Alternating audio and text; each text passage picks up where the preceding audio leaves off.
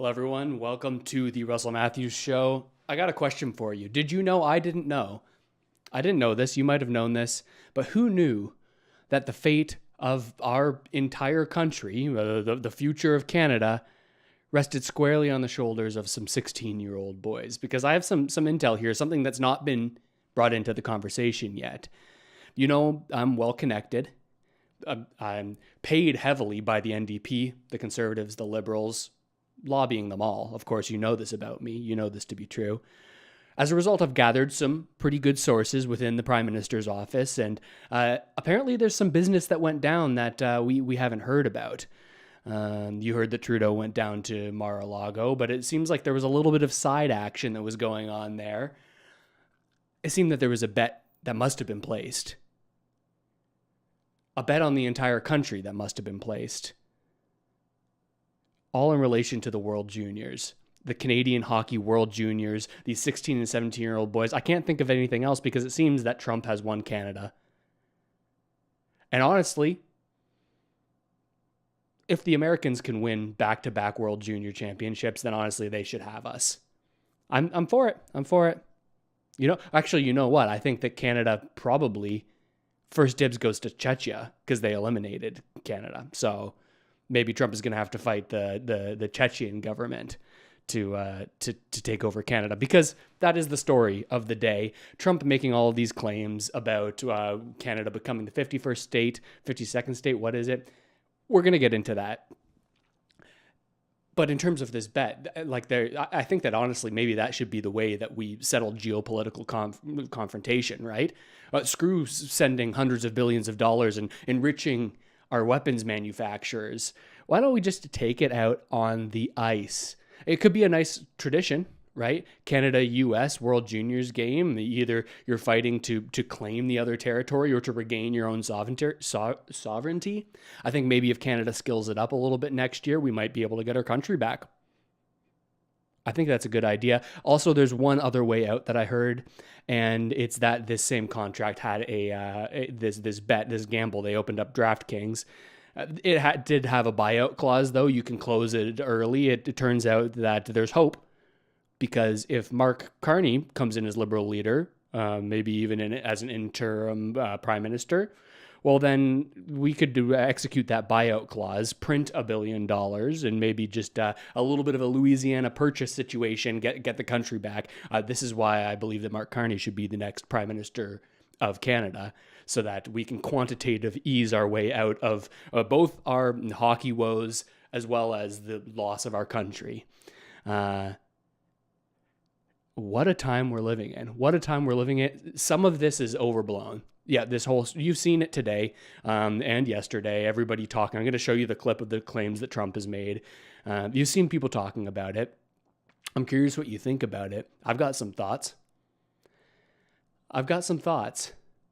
Some people are overreacting. Some people are underreacting. We're going to get into that today. If you aren't familiar with what I'm talking about here, let's just get you up to date here, and let's listen in on this press conference where maybe some of the claims that Trump has been making about Canada should become part of America. Maybe he's more serious than we thought. Listen to this.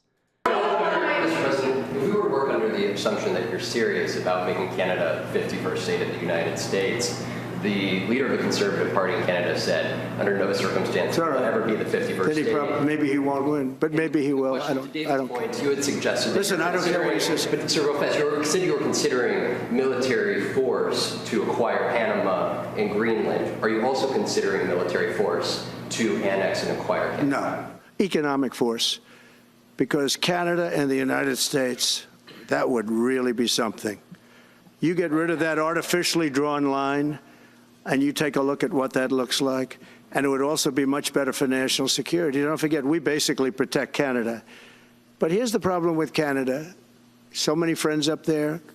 I love the Canadian people. They're great. But we're spending hundreds of billions a year to protect it. We're spending hundreds of billions a year to take care of Canada. We lose in trade deficits. We're losing massive. We don't need their cars. You know, they make 20% of our cars. We don't need that. I'd rather make them in Detroit. So there's the clip for you. maybe kind of what you're expecting to hear from him. A little bit, as expected to hear him say that he's not going to use military force to come in to Canada. Bear with me here. I'm dealing with studio. Okay, there we go. New studio, but clearly an old brain when it comes to operating it.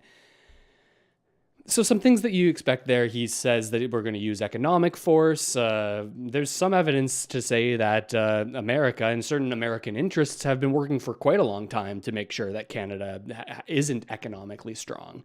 I mean, that's the only way that you can really make an argument that this would be any kind of a good idea is Canada's economic performance compared to the U.S. Now, of course, we have all kinds of natural resources. And honestly, we're going to get into all of my thoughts on this in just a second, because I don't even think that what people are talking about today is the real issue that all of this talk brings up. I think that there's a bigger issue than this noise. And this issue, I believe, is why these offers to absorb Canada are actually landing with some people. Some people are saying, hey, this is a good idea. And later in the episode, later on in the show, we're going to talk about Trudeau's legacy, some of the best things that he did while he was in power, but also what I believe to be Trudeau's greatest sin. One that I think forever changed the country. You might be surprised what we'll talk about there. And we'll talk a little bit about a new Canadian tax. A new Canadian tax that, unlike other taxes, has not been voted through Parliament. A new Canadian tax that might be existing for only 1 month, only 2 months, and then disappears, all to the tune of millions of dollars spent on public service. We'll talk about this. But first, the big issue of the day, and that are these claims. And it's not about will Canada be absorbed. It's not about should we. It's not about it's about how did we get here? How did we get to this place where there are Canadians that are saying, hey, maybe these are some good ideas? I'm showing you a tweet here from the Blood Reporter, another YouTuber, who's like, okay, regardless of it, whether or not he believes that we should be part of the states, there are some reasons. There are some reasons that people could have this idea. You can make a pro and con list. You can make a pro and con list, but if this were actually a strong country, I don't think that list would matter whatsoever. You could make every kind of economic argument. You could make every single negative argument saying, hey, economically, well, we have all these resources. We have all of these, we have the largest land mass. We have access to all of this fresh water, could be important in the future. You can make those arguments. But the fact that we're even sort of talking about those pros and cons says a lot more about the country. And I think that is the actual story here. Because here's my question, actually, and I don't have a good answer for this. I wonder if you do. What does it mean to be Canadian? I'll ask it again. What does it mean to be Canadian? I'm not personally so sure anymore. I don't know if I ever was so sure.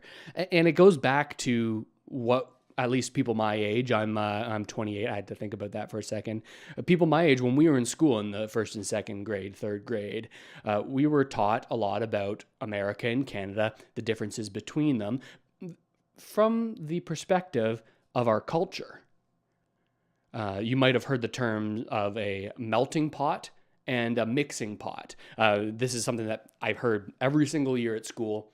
In America, well, they have a melting pot. They bring in people from all different cultures from all around the world, and they throw them all in this big melting pot that is America, stir them up, turn up the heat a little bit, and eventually everyone kind of becomes American, with little hints and little flavors and little spices from different cultures getting incorporated into the American identity.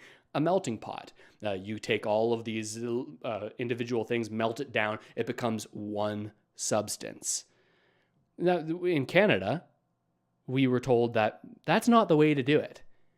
You shouldn't be worried about being cohesive as a unit or as a people. Honestly, that's a little bit racist because you're not letting people live the lives they want to live. No, Canada, we are better. We've got a better system here. We've got not a melting pot, but a mixing pot. We're just like a salad spinner or something. You put all the things in the bowl. You mix them all up. And you can kind of see it's one big thing, but there's all the individual ingredients, and you can tell which ingredients are which, right?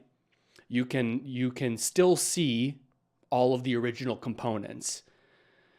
Sure, we might be part of one big salad, right? But we are not one cohesive thing, like all of the ingredients melted down to make a soup in a melting pot. You understand this analogy and what I'm getting at here. We were told that melting is the way to go, or is not the way to go. We were told that mixing is the way to go. A mixing pot where everybody remains themselves. These cultures remain entirely themselves. But I think that we've lost something in that.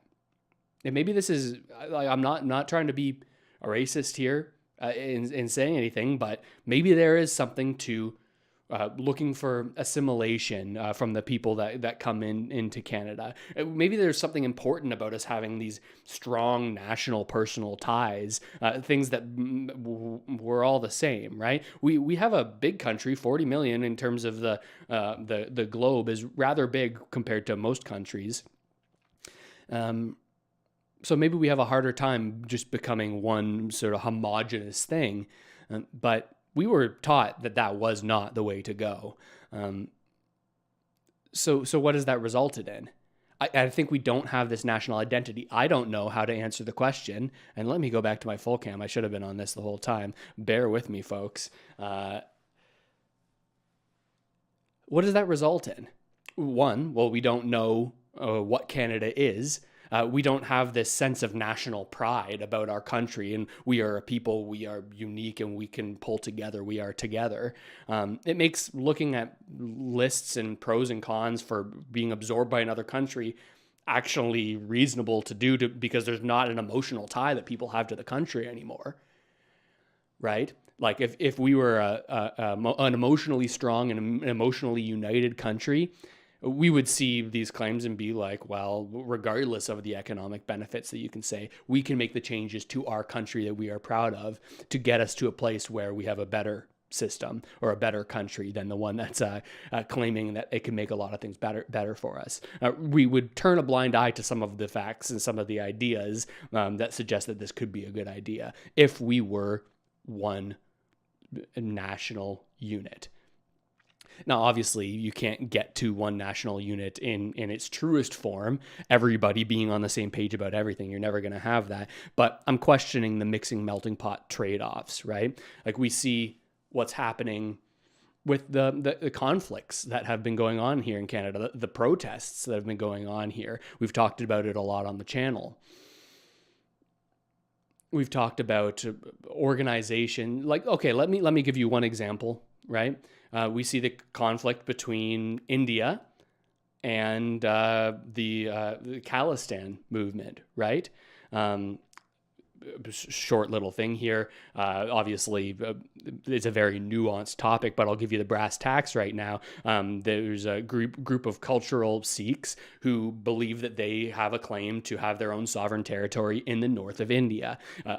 India believes them to be terrorists, separatists, and they persecute them in that country. They say, hey, you can't have the north part of India. As a result, a lot of those people who are in favor of that independent state existing in the north of India have moved around the world, including into Canada, and have continued their political activities to try to stake their claim to this land. Okay, sure. Fine, there's this conflict, but I think that a result of welcoming Canadians into Canada who aren't truly incentivized to want to stay here, have a ulterior place to go or an ulterior goal. Are you bringing Canadians in who want to be Canadian and want to live here and want to be a part of our cultural identity? Or are you serving as a temporary stopgap in the meantime? This is what's caused a lot of the conflicts between India and Canada over the past year. The murder of Singh Najar, all of this stuff going down. I think a lot of these problems are all rooting from this same sort of thing. And I don't know what to think about that political controversy. I don't know who's right or who's wrong when it comes to that land claim in the north of India. And I don't think that I should have to understand that, and I honestly don't think that a lot of that conflict and a lot of these geopolitical issues should be imported into Canada as a result of people coming to Canada that don't want to be Canadian, or at least that's maybe I'm wrong on this. Let me know what you think. But we've been stripped of a common culture. And this has happened in a couple different ways. And we've talked about it on the channel at length. We've been stripped of a common culture, and this stripping has happened as a result of decisions made by corporate and political elite.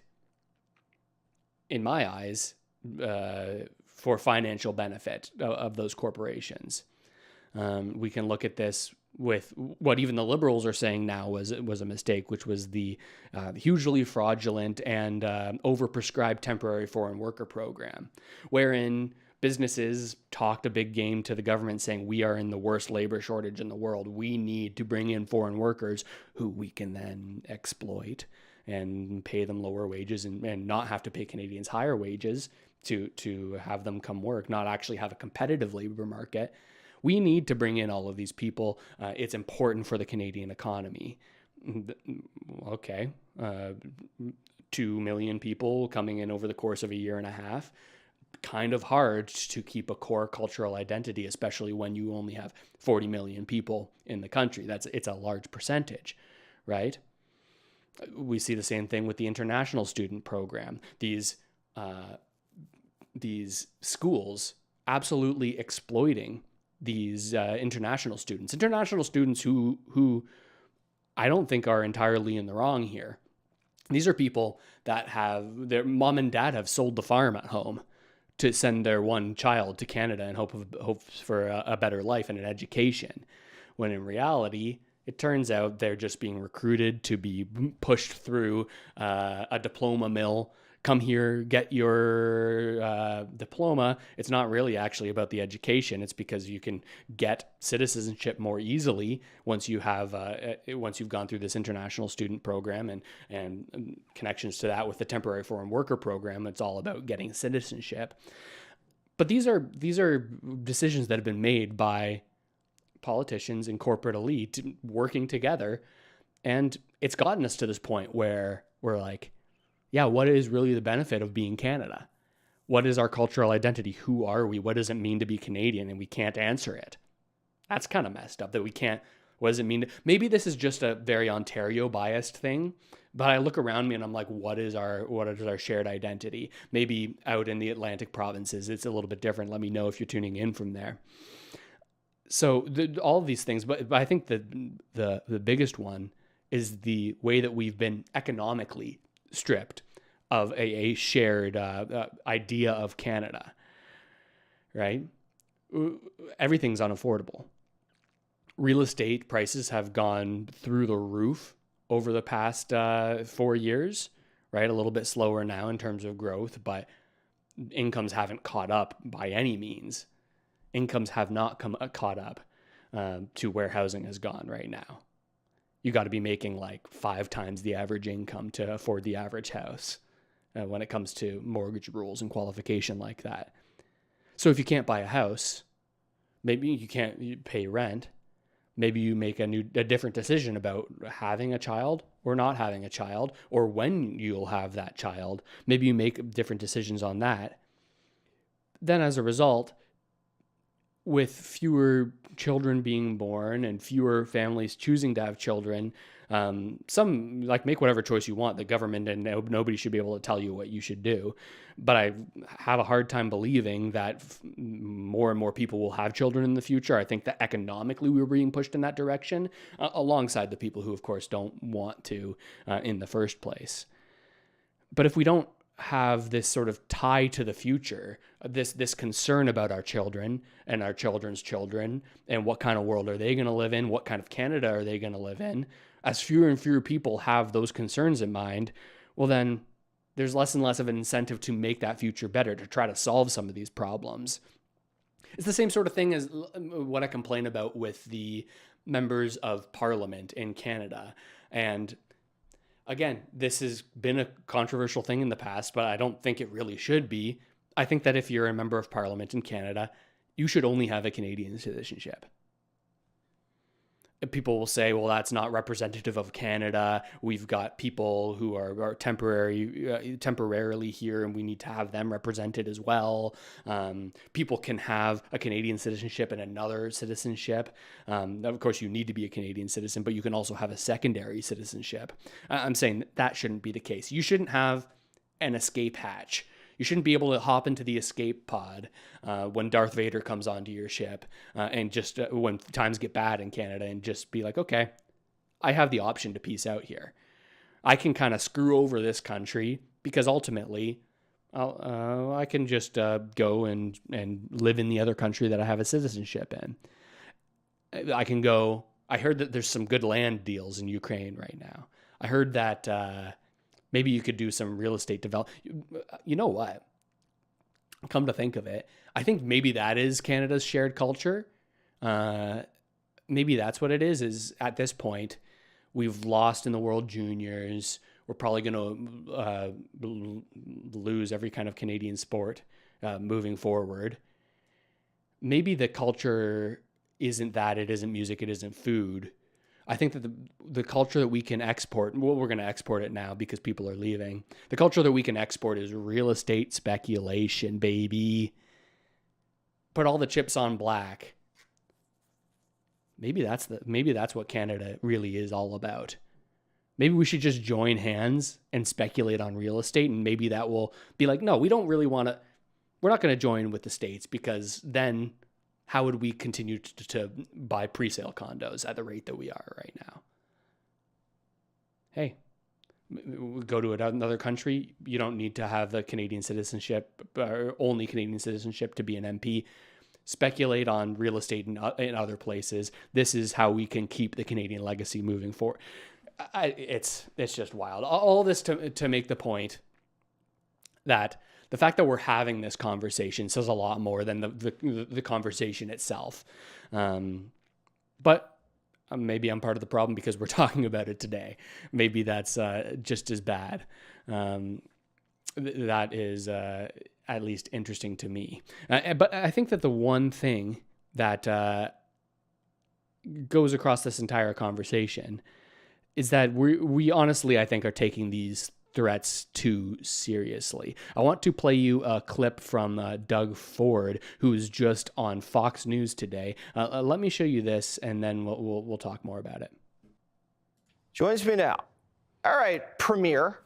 By the way, I loved your brother. We did an interview. Great guy. Yeah, what's your problem with the United States absorbing Canada? Well, first of all, Jesse, you know, I love the U.S. I love Americans. And I get it. You know, President-elect Trump is a real estate tycoon. He's made billions. But that property's not for sale. As simple as that. But I have a better idea, Jesse. Why don't we create Fortress AmCan and make sure it's the richest, wealthiest, most prosperous jurisdiction in the two countries anywhere in the world? We have the critical minerals. We have the energy. We have the electricity that America needs. And there's only one place I'd want to sell it to, and that's the U.S. Well, you could sell it to us, or we could all own it together, and that's a choice we can all make together. You say this isn't for sale, but everything has a price. The $1 Million Man says that. Can you think of this more as a merger instead of an acquisition? Don't think about being taken over. Think about this as a coming together. Yeah, like, look at that. I think this is, to my point, we're talking about this incredibly seriously here in Canada. We're talking about this and making ourselves look silly, I think. We kind of look dumb. Like, you look at this Fox reporter's face. He's smirking after what he says. He knows it's just jabs. It's just maybe I can get this guy to react. I don't think it's serious. I know that we're treating it seriously. The American media is treating it seriously. There could be a lot of cake in my face if this ends up going down in the future. I don't think it's going to. I think it's pretty clear what's happening here. Pretty clear that this is all a ploy for the future. But look at the serious response that we give to this, giving it more and more oxygen. And I think that we're being laughed at. Together on a great trade deal. We're two greatest countries in the world. Do you know what the problem is? I've lived 20 years in the U.S. Matter of fact, I spent a lot of time in Philly, where you did, for 7 years, and in Chicago. There's not one American that I speak to out there, Jesse, that has a problem with Canada. Do you know what the problem is? China's the problem. China is shipping in cheap parts into Mexico, and then Mexico slapping a Made in Mexico sticker on, shipping it up through the U.S. and Canada, costing American and Canadian jobs. Like, Mexico has to make a choice, Jesse. I get They're it. either with Beijing or Washington. No, I get it. I get it. You say that Americans don't have a problem with Canadians, and we don't. But it seems like you have a problem with us. Because if I were a citizen of another country and I was a neighbor of the United States, I would consider it a privilege to be taken over by the United States of America. That's what everybody else in the world wants, American citizenship. For some reason, that's repellent to you Canadians. And I find that personally offensive, Premier. Well, Am I wrong to think he's doing a bit? He's doing a bit, right? I don't think it's a serious thing here. I don't. That's the way I feel. Tell me I'm wrong. Tell me I'm wrong. I don't think it's a serious thing. I think this is pretty clearly a negotiation tactic, right? We have the trade agreement between U.S., Mexico, and Canada, the USMCA, formerly NAFTA. That's coming up over the next 6 months here. And have you ever done any negotiating ever in your life? Has anyone in Canada ever done any negotiating? The best way is to frame all of these demands, put them all on the table, say, this is what we need. We're going extremely hard line on this thing. So eventually when things soften a little bit, both sides feel like they've gotten a good deal. It allows the other party to save some face. Trump and the States going right now saying, hey, we're going to take over Canada. Well, eventually, if we get a not favorable trade deal for Canada done, where the U.S. greatly benefits and Canada doesn't, maybe Canada can't develop certain industries because it would hurt America. I think that would be bullshit if it were to happen. But you get to a point where you can say, well, at least we're not flying the American flag on the top of the Parliament buildings. We're still a country, so anything looks good. Maybe we got a shit deal on the USMCA 2.0, but at least we're still Canada. This is what it feels like this really is just setting up the negotiation tactics so that the future leader in Canada, likely Pierre Poilievre, who knows, anything can happen, so that they can save face and say, no, actually, we've done a good job here, even though America has totally rinsed us, even though they've taken our lunch money, we're still a country. There are positives here. You can sell it a little bit better. You can say, at least we're still a country. I think that's what this is. And I think we look a little bit dumb getting so worked up about it. Oh yeah, I'm part of the problem. We're talking about it on the episode today. So what does that say about me? A little bit of a hypocrite, perhaps. But there's more I want to talk about here because this isn't all that's going on right now. We also have Trudeau resign. We talked about this a couple of days ago. And it puts Canada in a lame duck prime minister phase. Now that's a big deal. I think it's irresponsible. But we've been in this phase actually for a little while. The premiers in Canada and the presidents and other leaders of world governments all throughout the world have known that talking to the Trudeau government is kind of a waste of breath, right? If we know that there's going to be another leader in here, well, then any work that we do today isn't going to get us across the line on these decisions that we need to make. And so we're in a lame duck situation. It's irresponsible because there's a lot of things going on in Canada. Even just a couple of months ago, the Liberals' line was, we cannot go into an election now. The Conservatives are irresponsible. The Bloc Québécois are irresponsible for suggesting that they want to trigger an election now. We need to just do a cabinet shuffle, and we need to keep on working for Canadians, working to solve their problems. This is pretty much exactly what Trudeau and all the other Liberals were saying just a couple of months ago. Now, we need to prorogue Parliament. 3 months are going to roll down the road. It's just fine. It's just fine that there's not going to be anything passed through the House of Commons. It's just fine that this is where our focus is going now. Obviously, an election would take our focus away even more. But we're still going to have that at the end of this Liberal leadership race. So it's irresponsible. But there's a bigger issue here. There is a bigger issue here. A smaller issue is that this leadership race, I'm not convinced, is going to be democratic in any way. We've seen with all of the interference allegations over the past year, we've learned that Canada's democracy works pretty well.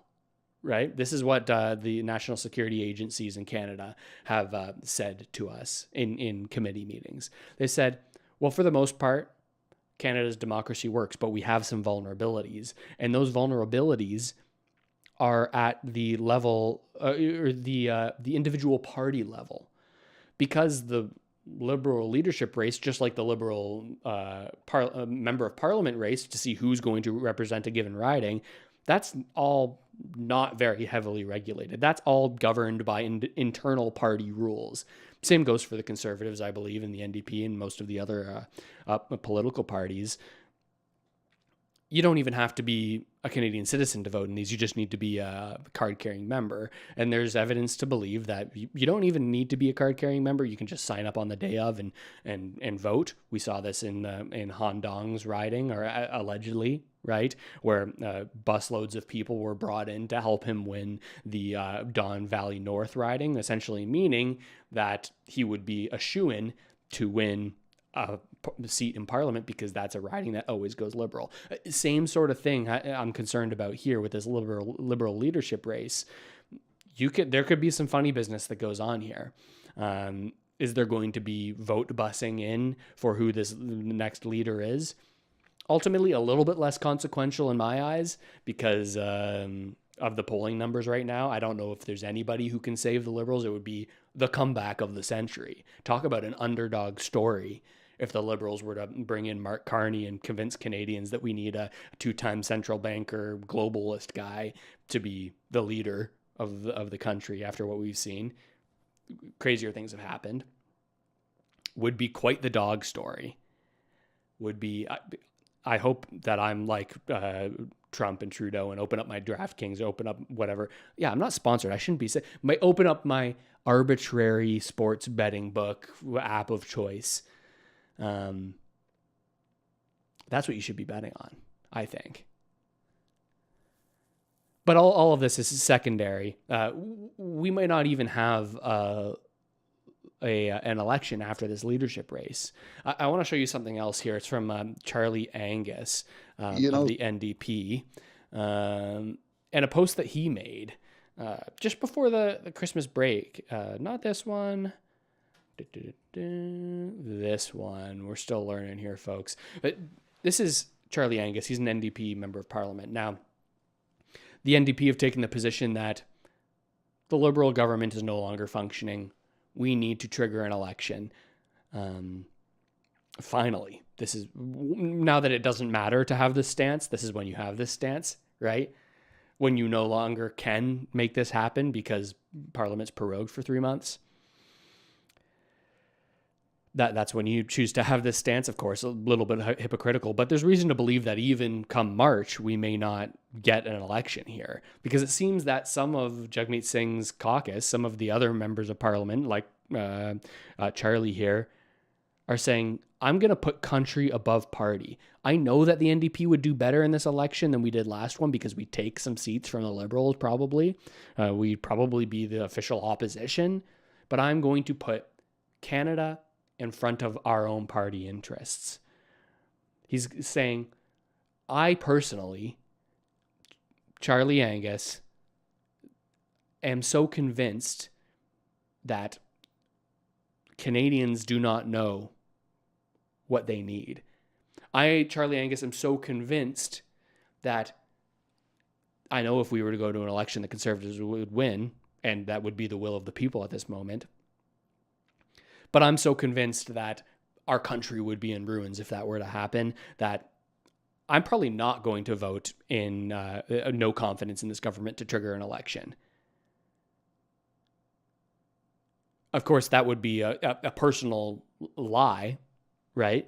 Because I don't think that anyone can look at the way the government has been functioning prior to this Trudeau resignation and the Freeland drama and post. I don't think that you can say that this parliament has been functioning, not for average Canadians. But he says, I'm going to put my country in front of my political party because I'm going to save Canadians from themselves because they don't realize the risk that they're taking. They don't realize how bad things will get for them when Conservatives are in power. This seems to be what he's saying.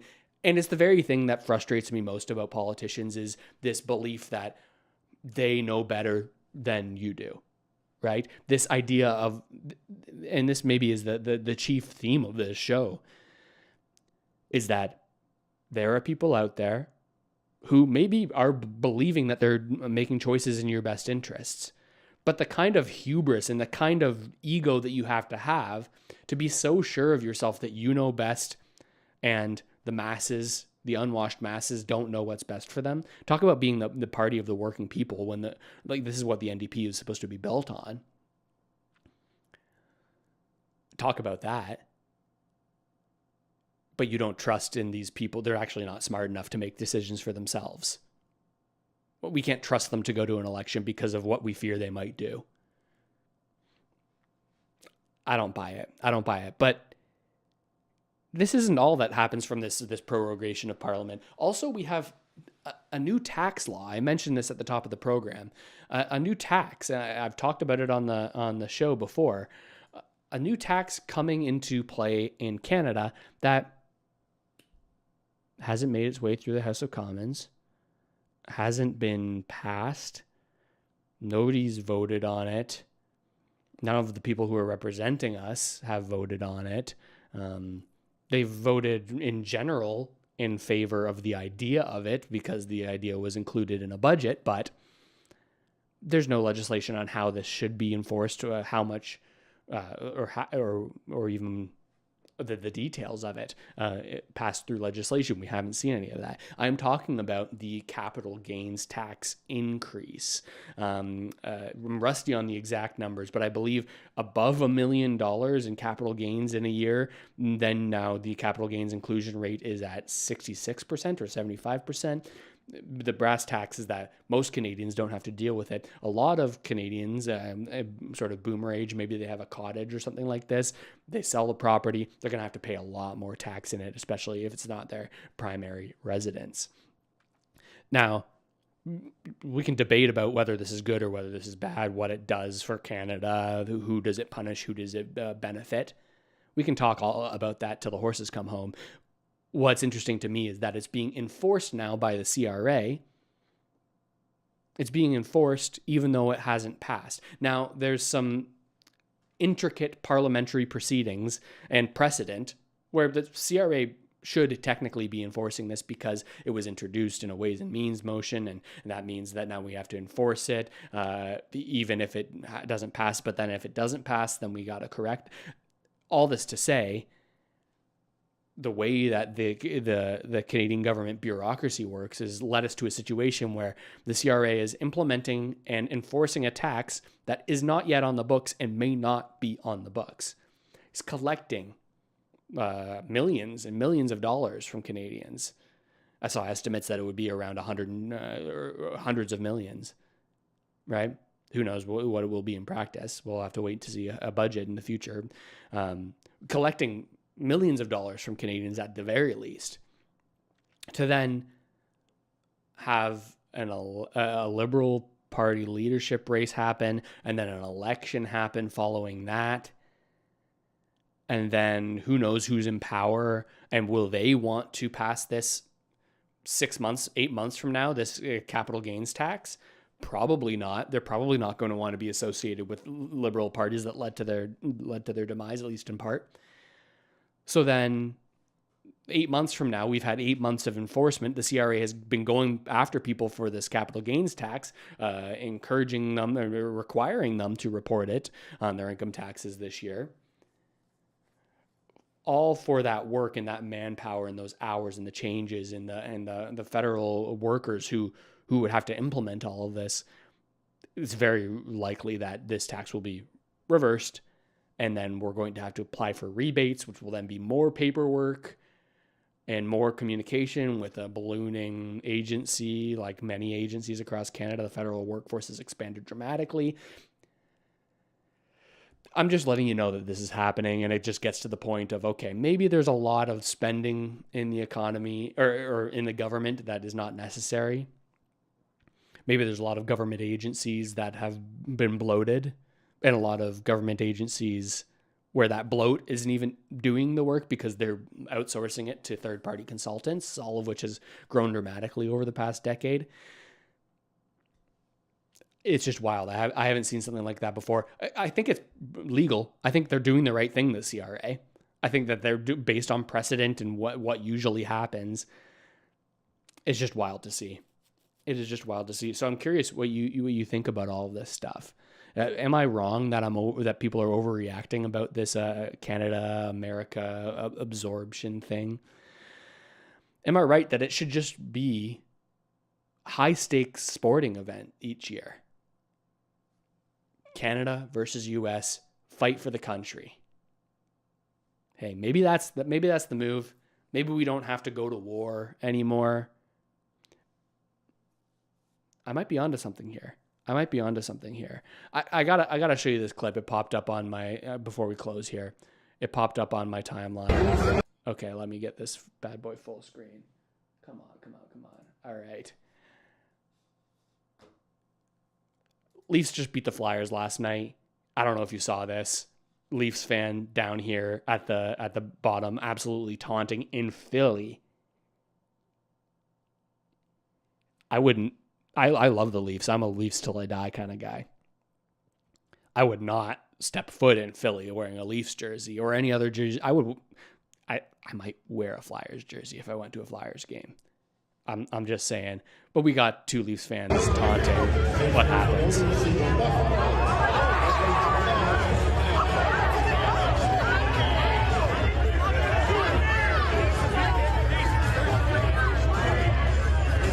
Absolutely clocks him right hook, left hook. The two Leafs fans, no response, hands up. Obviously, violence, bad. You don't want to have this. Buddy had too many to drink. Probably goes to the drunk tank, probably gets charged. Don't do that. Don't punch people.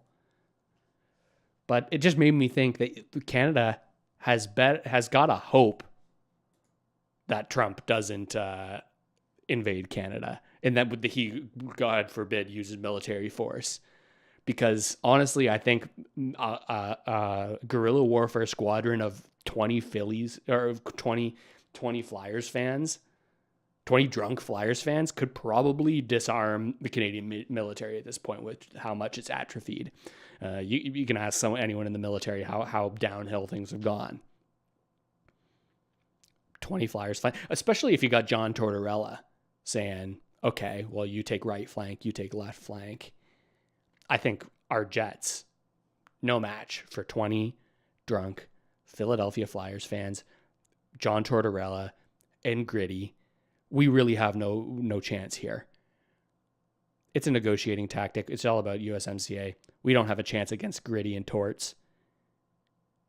If you're not as into hockey as me, you think I sound like a crazy person, and I am. And maybe you're watching this because you're interested in the slow descent into madness that I'm experiencing day after day. It's fun. What can I say? It's fun. It's fun. More videos like this to come on the channel. You just watched an episode of The Russ Matthews Show. This is my longer form, unscripted podcast style where I just shoot the shit about what I'm interested in that day. I also make longer videos on the channel. If you're a longtime viewer of the channel, it's not only going to be videos like this moving forward. This might be something that happens more regularly. We're going to have the old setup right at my desk, talking in depth largely about financial issues, the way that economic policy, monetary policy, and central banking around the world impacts us a lot more than they'd like you to believe. This tends to be the general theme of the show. But Russ Matthews Show like this, hopefully multiple times weekly moving forwards. You can put me on in the background. Doesn't need to be something you watch the whole way through with your eyeballs. Podcast in the background. It's all good stuff. If you haven't already, subscribe to the channel. You might not know this. It doesn't cost you a dime. Doesn't cost you a loony. Does not cost you a thing. We're gonna have paper loonies here in a couple of months. It doesn't even cost you a paper loony. Click that button. Doesn't sign you up for anything. No spam. Just purely helps out the channel. So I appreciate you doing that. And with all that said, ladies and gentlemen, thanks so much for watching. I hope this video helped you out at least a little bit. I'll see you next time.